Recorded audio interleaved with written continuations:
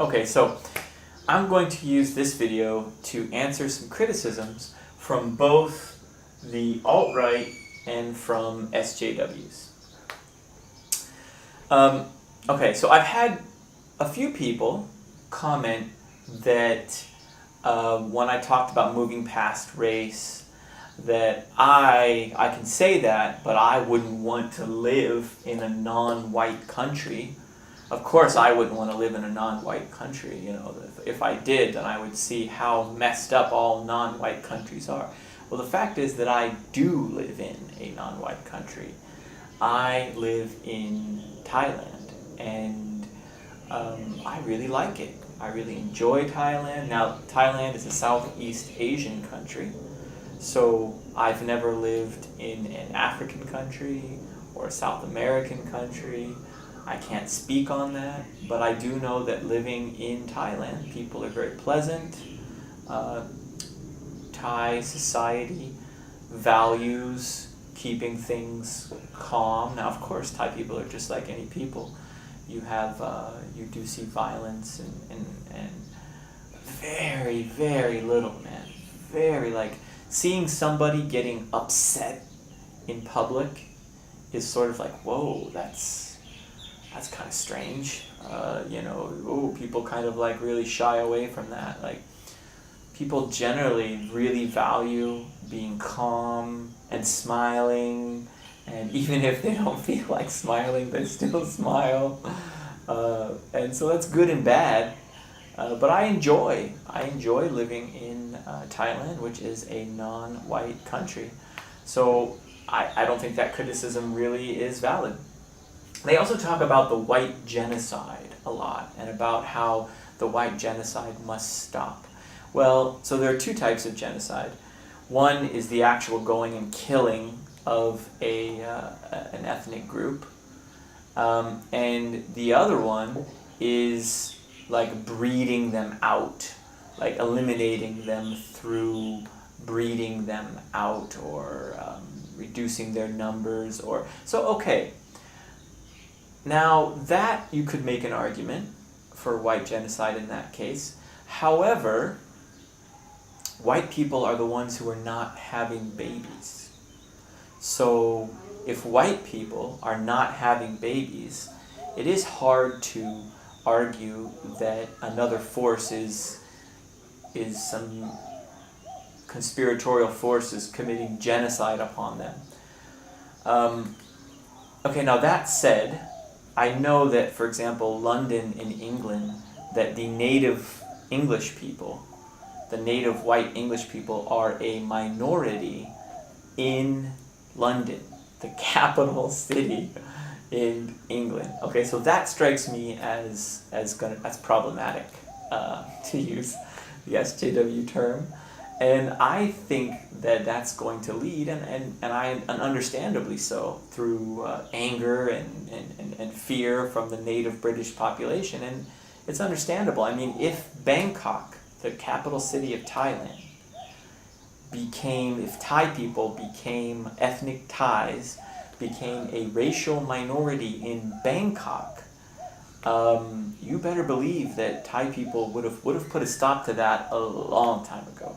And let's say that there was like that Russians were the majority in Bangkok, ethnically Russians, and they elected a Russian mayor of Bangkok. And I mean, I can't even imagine that happening. Like, I can't even imagine a situation in which that would happen. So yeah, that's understandably worrisome, and it's understandably, I could see how people would be unhappy with that. So yeah, I mean, I can see that point of view for sure.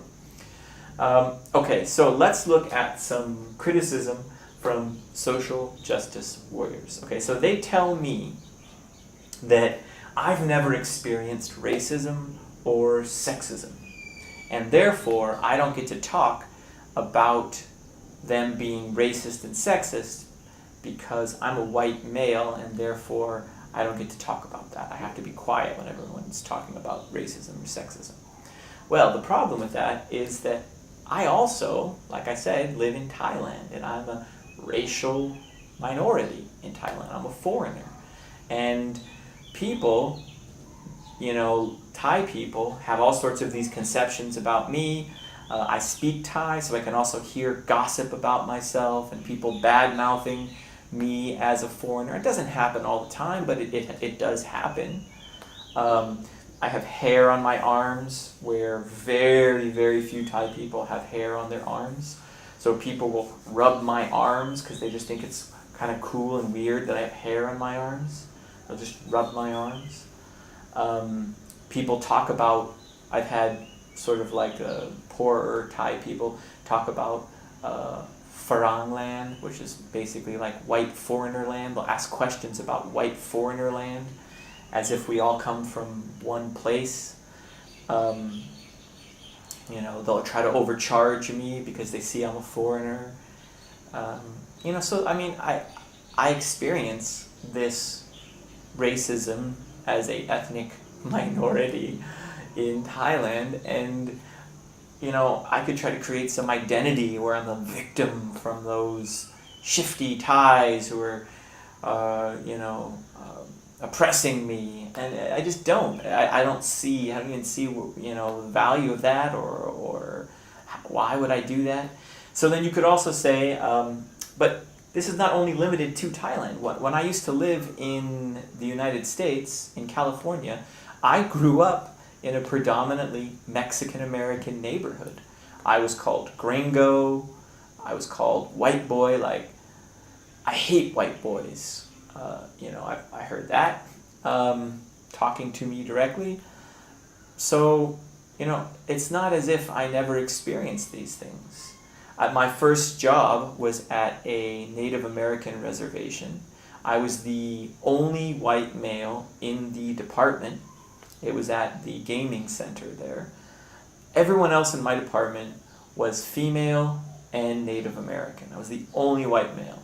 And I actually quit that job because of the sexism and racism in my division.